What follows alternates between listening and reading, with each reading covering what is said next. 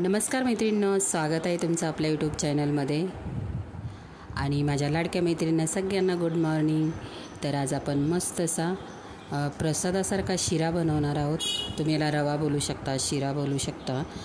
प्रसादाचा आपण इथे बिलकुल दुधाचा वापर करणार नाही, ड्रायफ्रूट्स टाकणार नाही, पण एकदम टेस्ट सेम आपण जसा प्रसाद असतो त्याचप्रमाणे आपण बनवणार आहोत। साधा सिंपल आहे, झटपट होणार आहे आणि तेवढाच टेस्टी पण लागतो। नक्की करून बघा तुम्ही माझ्या पद्धतीने। तर कोण नवीन मैत्रिणी आपला चॅनल बघत असतील तर नक्कीच चॅनलला सबस्क्राईब करायला विसरू नका। व्हिडिओला लाईक शेअर पण करा मैत्रिणींनो। तर आज मी नाश्त्यासाठी बनवलेला इथे कढई ठेवून घेतलेली आहे मी। त्यानंतर तूप टाकायचं आहे आपल्याला। तूप वितळून द्यायचं। त्यानंतर आपल्याला इथे रवा टाकायचा आहे। रव्याचा इथे तुम्ही कोणताही वापर करू शकता, जाड घेऊ शकता किंवा बारीक घेऊ शकता। रवा म्हणजे तुम्ही प्रसादाचा शिरा जर बनवत असाल ना तर जाड रव्याचा वापर करा, त्याने छान आपला प्रसाद मोकळा पण होतो आणि छान होतो।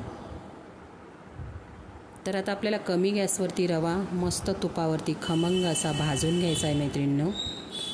आणि आपण जेव्हा एखादा गोडाचा पदार्थ बनवतो ना त्याच्यामध्ये फक्त चिमटीवर जरासं मीठ टाकायचं, छान टेस्ट लागते। कोणी कोणी नाही टाकत गोडाच्या पदार्थामध्ये, पण थोडंसं किंचित चिमटीवर टाकून बघा।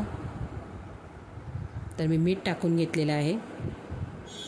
त्यानंतर आता आपण मस्त असा कमी गॅसवरती तुपावरती रवा भाजून घेत आहोत। याच्यामध्ये आपण दुधाचा वापर नाही करणार। तर आपण कमी गॅसवरती आपला रवा मस्त असा भाजून झालेला आहे। त्यानंतर आपण इथे साखर टाकून घेतलेली आहे। साखर तुम्ही तुमच्या आवडीनुसार वापर करू शकता। कोणी कोणी जास्त गोड खातं, कोणी कमी गोड लागतो, पण कमी गोड छान लागतो। खूप गोड रवा किंवा प्रसाद छान लागत नाही। त्यानंतर इथे मी पाण्याचा वापर केलेला आहे मैत्रिणी, करून बघा तुम्ही एकदा। आपण नेहमीच दुधात बनवतो,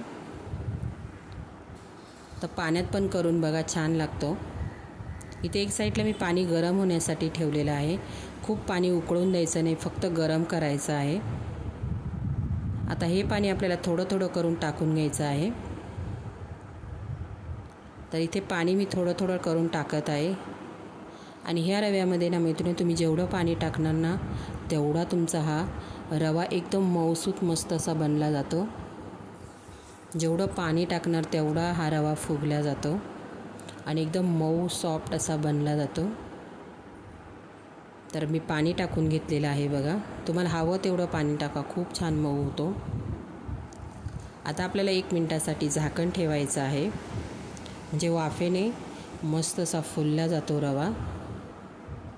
तर बघा झाकण काढून बघा केवढा झालेला आहे। अगदी मी एक ते दीड वाटी ते रव्याचा वापर केलेला आहे, ती पण छोटी वाटी। तरी आपला रवा बघा किती भरपूर असा झालेला आहे, म्हणजे अगदी 4 ते 5 माणसं नाश्ता पोट भरून करू शकतील।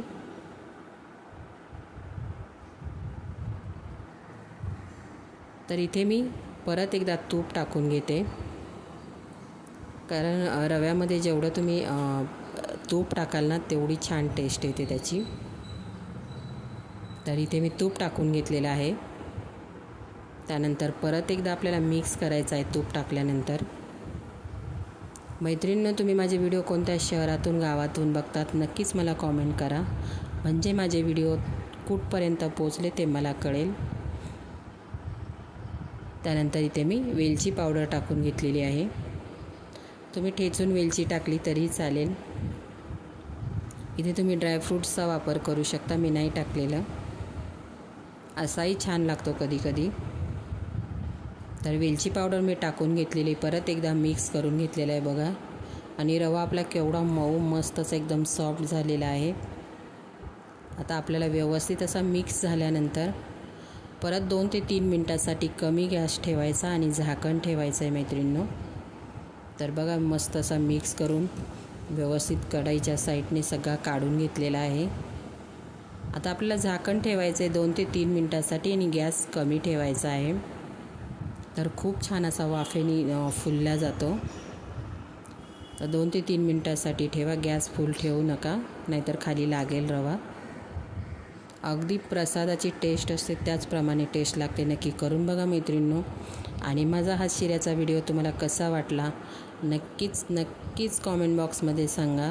व्हिडिओला लाईक पण करा मैत्रिणींनो, शेअर पण करा माझा व्हिडिओ.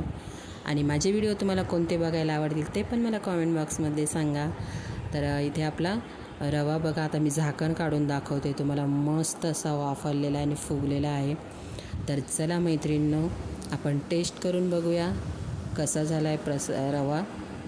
तर टेस्ट करून बघते मी. एकदम मस्त झालेला आहे मैत्रिणींनो, एकदम छान टेस्ट झालेली आहे. आणि बाय मैत्रिणींनो.